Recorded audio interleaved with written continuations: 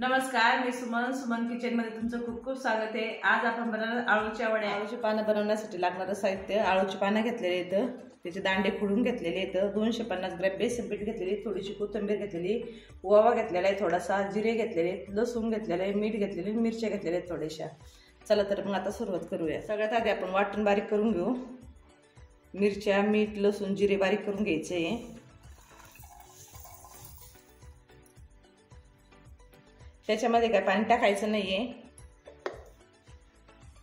बघा अशा प्रकारे बारीक करून घेतलेलं आहे। आता आपण बेसन पिठामध्ये वाटण बारीक करून घेतलेलं टाकून घेऊ।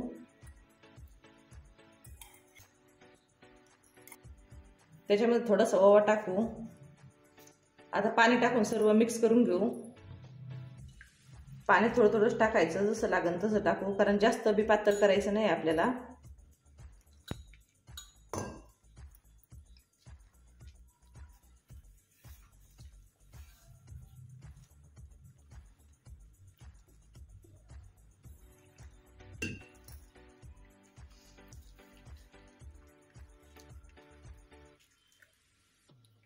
अशा प्रकारे आपल्याला मिक्स करून घ्यायचे आहे, जास्त पातळ करायचं नाही।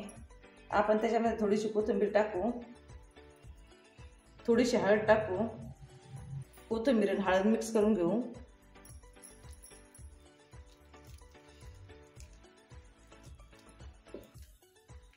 आता हे पीठ आपण 10 मिनिटं भिजून देऊ।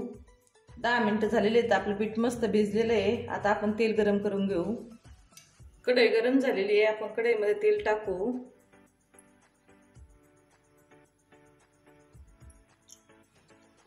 तेल गरम होते तोपर्यंत पानाला पीठ लावून घेऊ।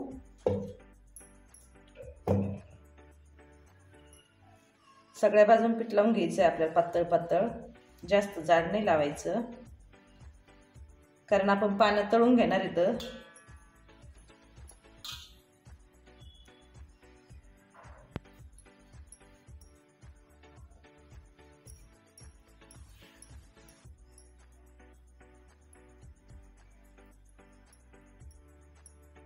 बघा सगळ्या बाजूने मस्त असं पीठ लावून घेतलंय।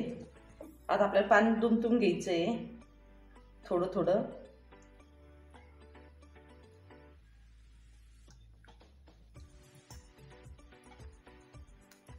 बघा आपल्याला असंच पानाला सगळ्या पीठ लावून घ्यायचंय। आपल्या सगळ्या पानाला आता पीठ लावून झालेलं आहे। आता आपण पानं तळून घेऊ। आपण एक एक पान आता तेलामध्ये सोडू।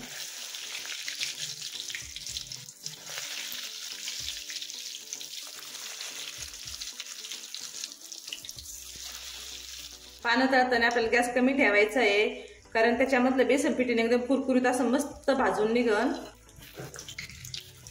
आता पानं पट्टी करून घेऊ। एका साईडने पानं भाजलेले आहेत।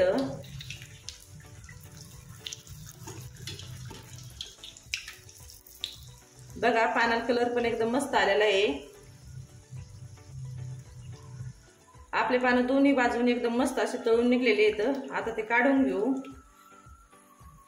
तळायला काही जास्त टाइम लागत नाही त्याला।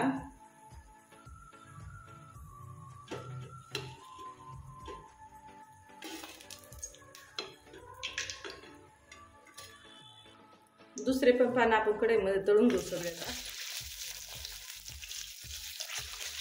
आपले सगळे पानं तळून झालेले, चला तर ते काढून घेऊ।